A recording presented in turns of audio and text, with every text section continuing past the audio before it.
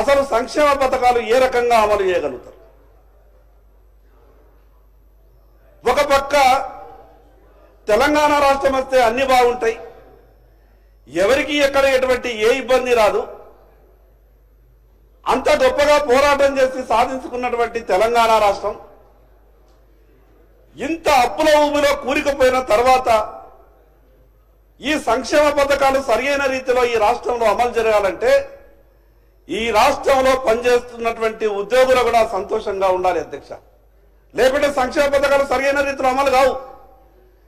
ఈరోజు ఉద్యోగులు సంక్షేమ పథకాల సంగతి అయితే దేవుడెరుగు.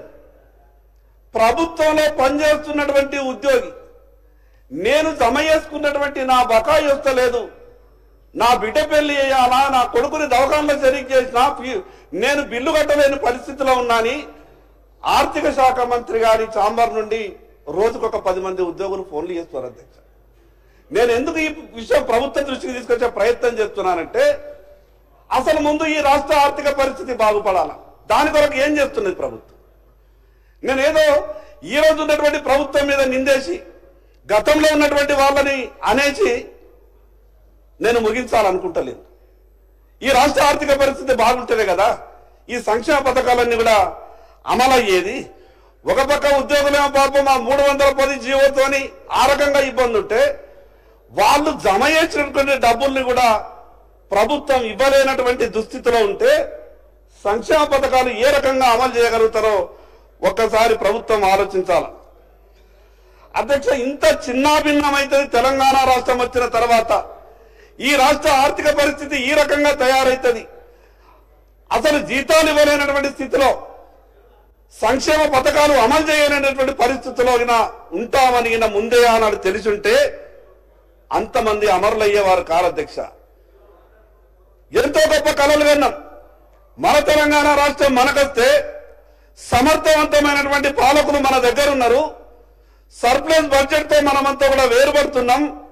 గొప్పగా ఈ రాష్ట్రాన్ని పరిపాలించుకుంటామని ఎన్నో కలలు కని ఈ రాష్ట్రాన్ని సాధించుకుంటే 11 సంవత్సరాలలో ఈ రాష్ట్రానికి ఈ రకమైనటువంటి పరిస్థితి వస్తుందని ఎవరు ఊహించలేదు అధ్యక్ష. అధ్యక్ష, ముఖ్యమంత్రి గారిని ఈ సందర్భంగా ఏ మాట కామాట కొంత అభినందించాలి. నేను ఎందుకు ఈ మాట మాట్లాడుతున్నానంటే ప్రభుత్వంలో ఉన్నటువంటి పెద్దలు కొన్ని కఠిన నిర్ణయాలు తీసుకునేటప్పుడు ధైర్యం కూడా కావాలా. ఈ రోజు భూమి మీద లేడు పివి నరసింహారావు గారు. ఆ రోజు భారతదేశం గురించి ఆలోచించి గొప్పగా నిర్ణయాలు తీసుకున్నారు కాబట్టి నేను భారతీయ జనతా పార్టీ శాసనసభ్యుని అయినంత మాత్రాన ప్రభుత్వం ఏదైనా కానీ, నాయకులు ఎవరైనా కానీ ఏదైనా మంచి మాట మాట్లాడితే దాన్ని మంచిగానే చూడాలి. రాష్ట్ర ముఖ్యమంత్రి గారికి తెలదా అధ్యక్ష, ఈ రాష్ట్ర ఆర్థిక వ్యవస్థకు ఈ రోజు క్యాన్సర్ ఉన్నదని మాట్లాడుతున్నారు, క్యాన్సర్ వచ్చిందని మాట్లాడుతున్నారు. ఆ రోజు ఎంపీగా, మాజీ శాసనసభ్యుడిగా, రాష్ట్ర కాంగ్రెస్ పార్టీ అధ్యక్షుడిగా ఈ రాష్ట్ర ఆర్థిక వ్యవస్థ గురించే కాదు అధ్యక్ష, దేశంలో ఉన్నటువంటి అన్ని రాష్ట్రాల ఆర్థిక వ్యవస్థ గురించి ఆనాడు కాంగ్రెస్ పార్టీ నాయకునిగా మాట్లాడినటువంటి ఈనాటి ముఖ్యమంత్రి రేవంత్ రెడ్డి గారికి ఆ రోజు తెలంగాణ రాష్ట్ర ఆర్థిక పరిస్థితి గురించి తెలియదా? మీరు అన్ని బహిరంగ సభలలో మాట్లాడేటప్పుడు ఎంత గొప్పగా మాట్లాడిండు.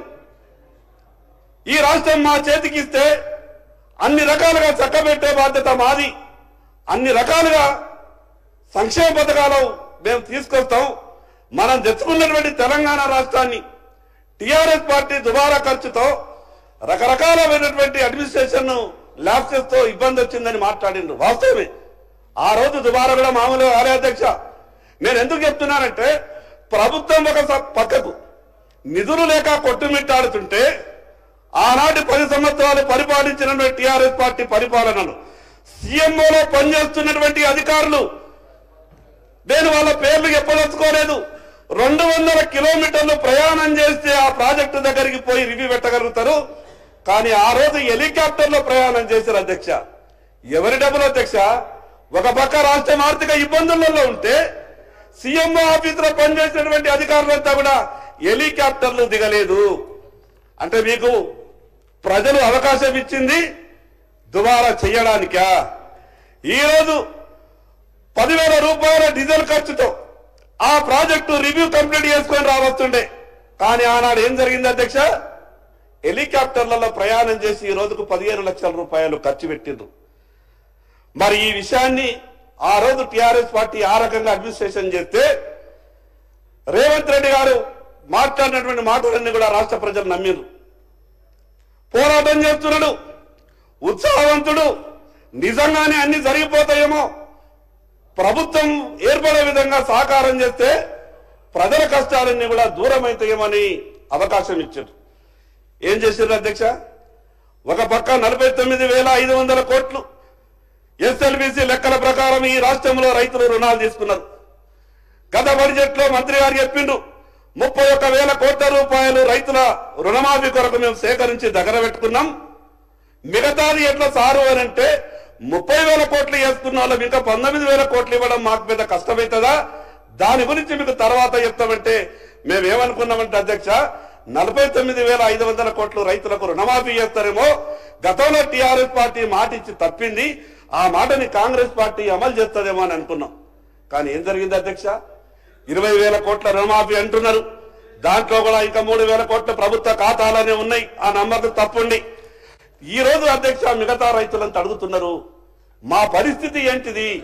నేను మీ ద్వారా ప్రభుత్వానికి సవినయంగా ఒక మనవి చేస్తున్నా, వ్యవసాయ శాఖ మంత్రి గారికి ప్రత్యేకంగా. ఈ రోజు మీరు జిల్లా కేంద్రాలలో ఒక ప్రత్యేకమైనటువంటి ఒక కంట్రోల్ సెంటర్ ఏర్పాటు చేయండి. వాస్తవంగా ఎన్నో నా దగ్గర ఉదాహరణలు ఉన్నాయి. ఒక ఇంట్లో ఒకే ఖాతా ఉన్నది, 2 లక్షల రూపాయల లోపు రుణం ఉన్నది. ఆ రైతు రుణం ఇంకా మాఫీ కాలేదు. కలెక్టర్ దగ్గరికి వెళ్తే కలెక్టర్ అంటున్నారు నా దగ్గర ఏమీ లేదు అని. వ్యవసాయ శాఖ అధికారుల దగ్గరికి వెళ్తే వ్యవసాయ శాఖ అధికారులు అంటున్నారు నా దగ్గర ఏమీ లేదని.